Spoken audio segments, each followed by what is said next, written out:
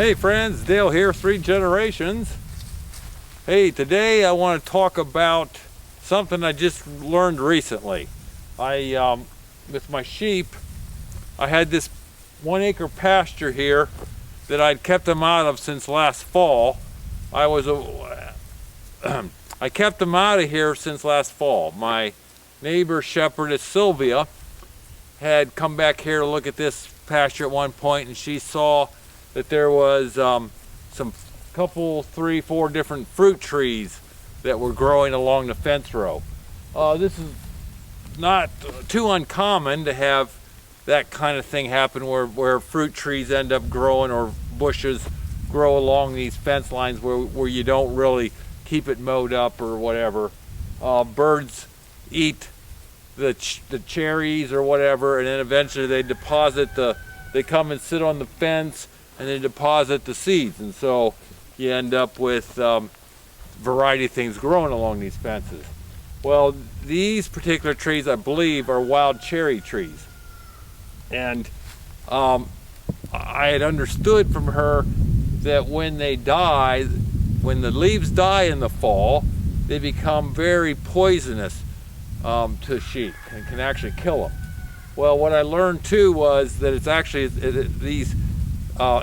when they wither, when the leaves wither. So if you have a bad storm and the wind blows limbs out and they fall into the pasture and your sheep eat those, if they eat enough of them, that cyanide is the chemical that's in those leaves, can kill a sheep. It could kill it could kill cattle. All your ruminant animals have more issues with it than others, although others could die from it too, is what I understand. So anyhow, I decided, well, there's a lot of green grass in here, and I was getting ready to finish up my rotational grazing system, and I wanted to try it on bringing them down here, letting them eat grass, let them go up the aisleway, back up to the sheep and chicken sheds, and get their water there and get a little grain there twice a day.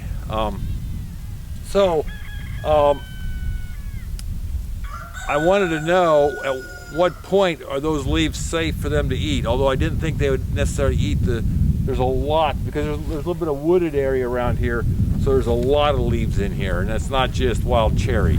And there was green grass, so I wasn't expecting the sheep really to eat all of the dried leaves from the cherry trees, but I want to know. And I found out that that as they age, that cyanide poisoning, that cyanide chemical in there gets less and less and less. And so by this point, after a whole winter, there's probably very little, and they're going to choose grass over the leaves anyhow to eat. So you're probably okay.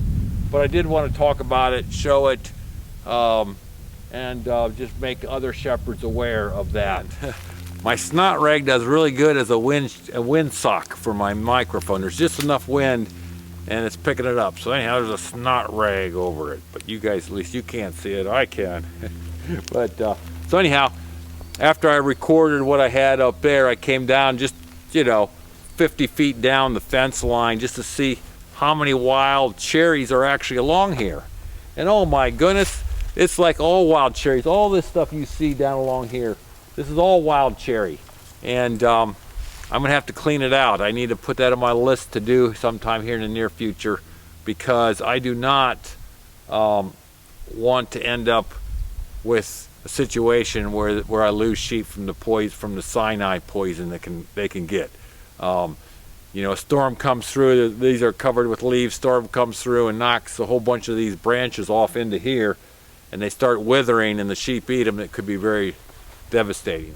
So anyhow, thanks for watching. Blessings. Bye.